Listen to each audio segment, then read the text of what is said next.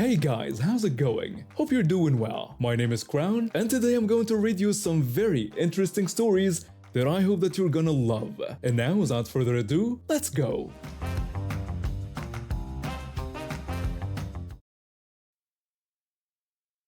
With the job market completely dead after I earned my business degree, I had to find something to pay the bills while I kept searching for a real career. That's how I found myself managing a small electronics shop in a strip mall. You know, that famous chain that was everywhere in the 90s but eventually went under. Being naturally detail-oriented helped, especially when handling cash, a skill that would prove useful during one of the most bizarre situations I've ever encountered. It was a Saturday evening and I was halfway through my shift when this young guy, probably in his mid-20s, burst through the door like he was powered by rocket fuel. His eyes were wide, darting everywhere, and he couldn't stand still for more than 2 seconds. He bounced from shelf to shelf, picking up everything from remote-controlled cars to wireless keyboards. I asked if he needed help finding anything specific. His response was all over the place, excitedly pointing at different items and asking about everything he saw. He couldn't focus on one thing, jumping from product to product while expressing amazement at each new discovery. Finally, his attention locked onto our drone display. He exclaimed that he'd found the perfect item and asked about the price. When I told him it would be $39.43 with tax, he immediately agreed to buy it. He pulled out this massive wad of $100 bills, the kind of stack that makes you raise an eyebrow when you see it in a small electronics store. He peeled off one and handed it to me. I gave him his change, 3 20s and some coins, and he practically skipped out of the store with his new drone. A couple of hours later, this absolute unit of a police officer walks in. We're talking someone who probably has to duck through doorways. He pulled out a sheet of paper with photocopies of 10 $100 bills and asked to check a specific serial number. I pulled out the 100 from earlier, and sure enough, it was a match. That's when he filled me in on what had happened. Turns out, our energetic friend was the target of an undercover operation. They'd set up a methamphetamine buy in our parking lot, giving him marked bills. While one officer went to get an arrest warrant, our brilliant suspect decided to go shopping. The officer needed to return the drone and get their marked $100 bill back. Simple enough. He had the receipt and an envelope with the exact change I'd given earlier, 3 20s and some coins. But something felt off when I handled those 20s.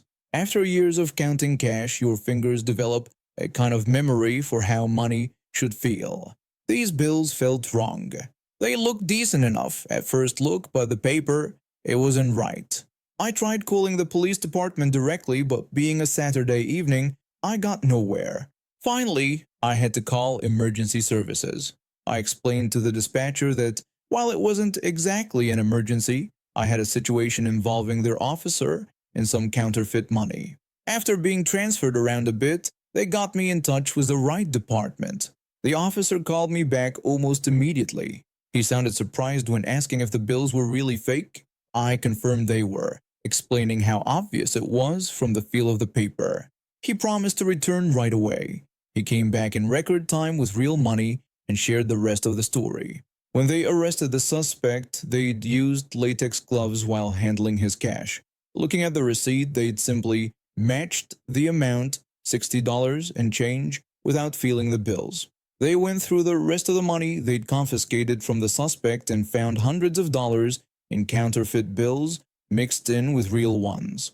What started as a simple drug bust had now evolved into a federal case. The United States Secret Service would be getting involved since counterfeiting is under their jurisdiction. The officer was practically giddy explaining how their relatively small-time drug dealer had managed to escalate his situation from a state crime to a federal offense. Not only was he facing charges for the attempted drug sale, but now he'd have federal agents building a separate case against him for the counterfeit money. The suspect was facing multiple federal charges on top of his state drug charges.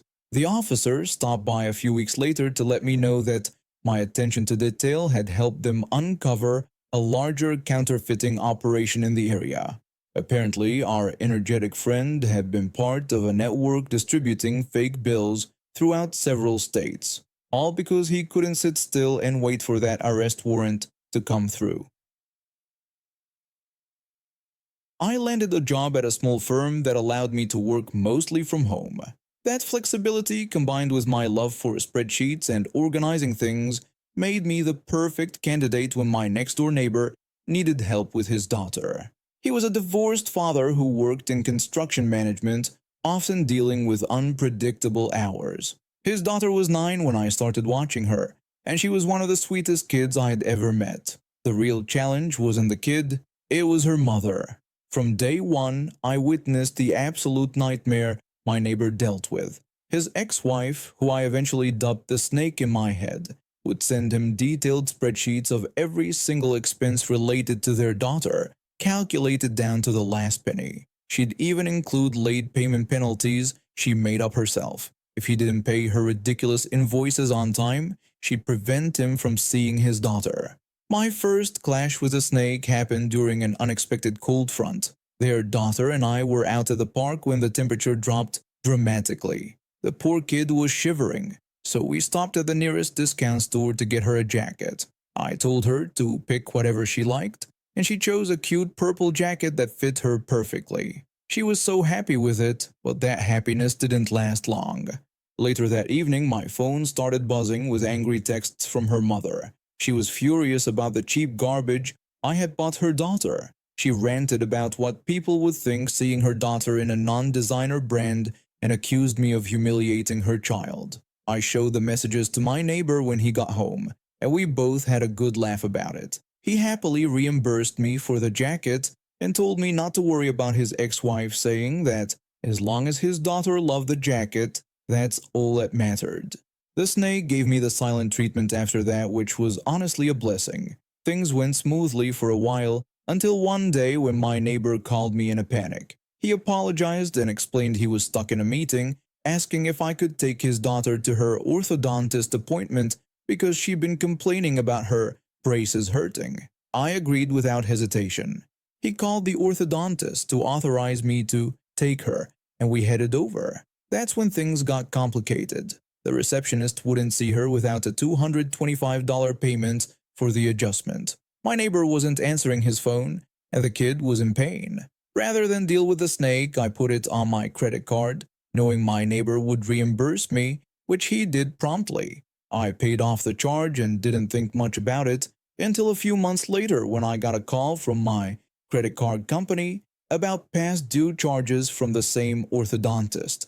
Confused, I called the office. The receptionist claimed I had signed an automatic payment agreement when I brought her in. I explained that this was impossible as I was just a babysitter covering one emergency appointment. The receptionist insisted that someone had to sign for the recurring charges since I was there with her. After getting nowhere with him, I canceled my card. My neighbor was mortified when I told him and reimbursed me again for the unauthorized charges. Then I got an angry call from the orthodontist about my card declining. I gave them the snake's contact information and washed my hands of it. That's when all hell broke loose. Within an hour, my phone was exploding with calls and texts from the snake. Her messages were hysterical, accusing me of denying her daughter medical care and claiming I was legally responsible for the payments. She threatened to call the police for child endangerment and insisted I couldn't abandon a child's medical treatment. I silenced my phone and went about my day. Later, I checked my voicemail and found it maxed out with her screaming messages. The last voicemail was from a police officer informing me that she had filed a complaint and asking if I wanted to file a counter-complaint for credit card fraud. You bet I did. I had already been planning to move out of state for a better job opportunity, so I filed my complaint and moved shortly after. The prosecutor called me once to get my statement about how the orthodontist office had been charging my card without authorization, and how the snake had apparently been the one authorizing these charges behind the scenes. 6 months later, I got a Christmas card from my former neighbor's mother. She included a long letter explaining that the snake had been charged with credit card fraud and theft by deception. She took a plea deal to avoid jail time, but the judge wasn't lenient. She got 3 years of probation, had to pay restitution to all her victims, and lost custody of her daughter. The kid now lives with her dad full-time, gets to see her grandmother whenever she wants, and from what I hear, she still wears that purple jacket just to annoy her mother during their supervised visits. I'm a martial arts instructor at a local dojo, and I've been teaching self-defense classes for about 8 years now. Last week, I was picking up some supplies for an upcoming demonstration at my dojo when something unbelievable happened. I had just finished my morning class and decided to stop by the store on my way home. I needed some specific items for a board-breaking demonstration I was planning for my younger students. When I was walking down the aisles looking for the right materials, I heard something that made my blood run cold. A woman's voice pierced through the usual store ambiance, screaming for someone to stop. Her voice was filled with terror as she begged them to stop what they were doing. The scream was filled with genuine terror. As a self-defense instructor, I'm trained to recognize when someone's in real distress, and this definitely wasn't just someone being dramatic. I immediately ran toward the sound, turning around the corner into one of the aisles. What I saw next was beyond disturbing. A young woman, probably in her early 20s, was lying on the floor. She had a prosthetic leg and a kid wearing a clown mask. He couldn't have been more than 10 years old, was violently trying to pull it off while making these weird growling noises. The kid's mother was standing there watching the whole thing with this twisted smile on her face. I didn't hesitate. I rushed forward, grabbed the kid, and pulled him away from the young woman. The moment I did this, the mother's face transformed from amusement to rage. The Karen immediately started screaming at me, demanding to know if I had just touched her precious baby. I responded by pointing out how her child was assaulting someone while she just stood there watching. She fired back with a defense of her son's actions, claiming he was just playing and that the young woman shouldn't come out in public with a prosthetic leg if she didn't want attention.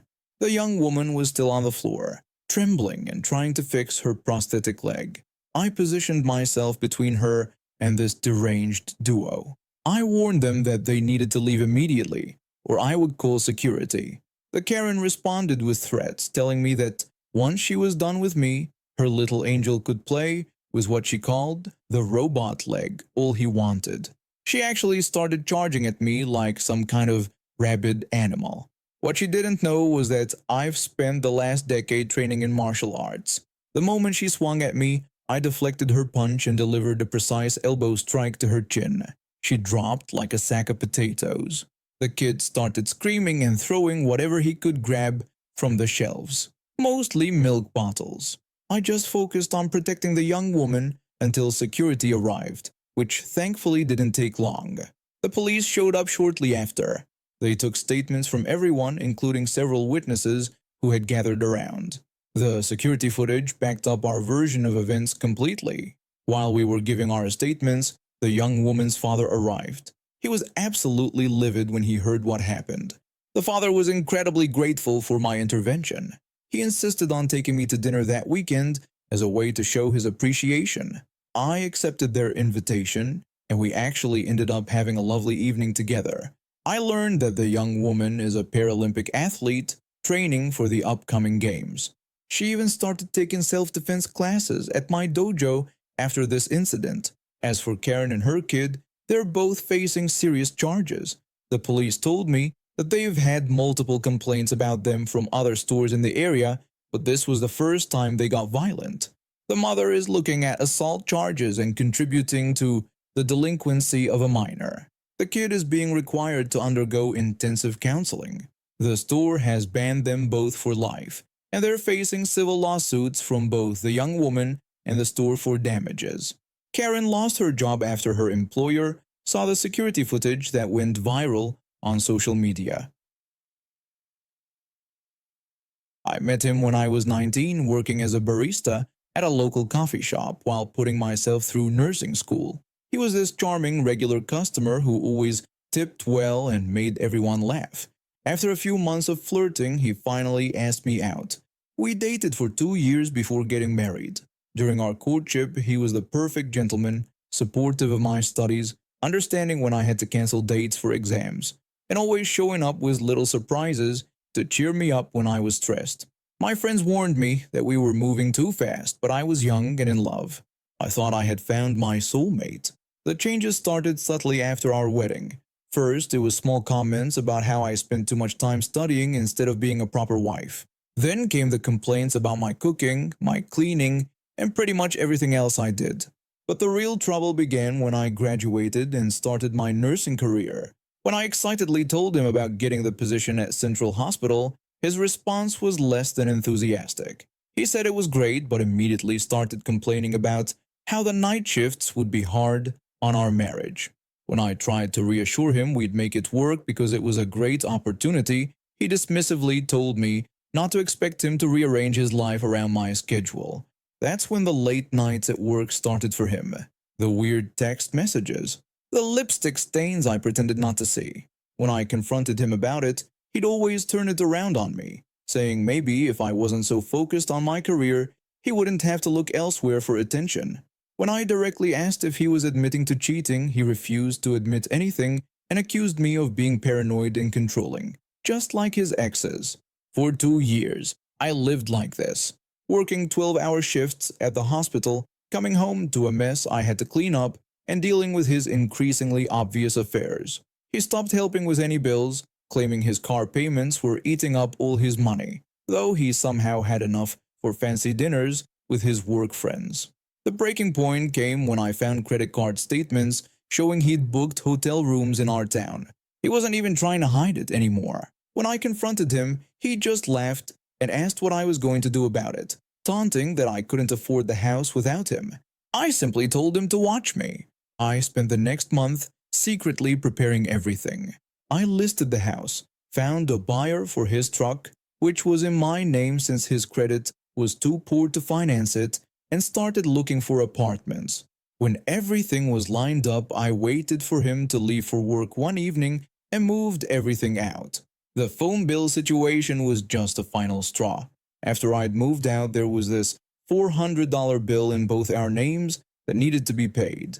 When I asked him to pay his half of $200, he mockingly handed me $90 and told me to be grateful he was giving me anything. When I pointed out it wasn't even close to half, he just laughed and sarcastically asked if I was going to sue him for $110, wishing me good luck with that. I let it go at the time, focusing on rebuilding my life. Then last week I discovered I was still paying $40 monthly for his phone. When I tried to get the balance transferred to his account, he pulled his usual games. During the call with customer service, he completely denied knowing what I was talking about, claiming he had his own phone account. He even made a sexist comment about women being confused about technology. When the customer service representative tried to point out the clear account history, he just declared it wasn't his problem and hung up. That's when I learned the phone was technically mine since it was in my name. I didn't just file a police report and have it shut off. I also reported it to the credit bureaus as fraudulent charges, ensuring it would show up on his credit report. Before his phone went dark, I sent him one final message asking who was confused about technology now. He had to buy a new phone at full price since no carrier would finance one with the fraud alert I placed. I later heard that he's been complaining about having to use a cheap prepaid phone because he can't get approved for a new one. He also can't finance a new car because of the fraud alert, so he's stuck taking the bus to meet his dates. Turns out technology isn't so confusing after all. And now we have reached the end of today's stories. Thank you for watching, and see you next time.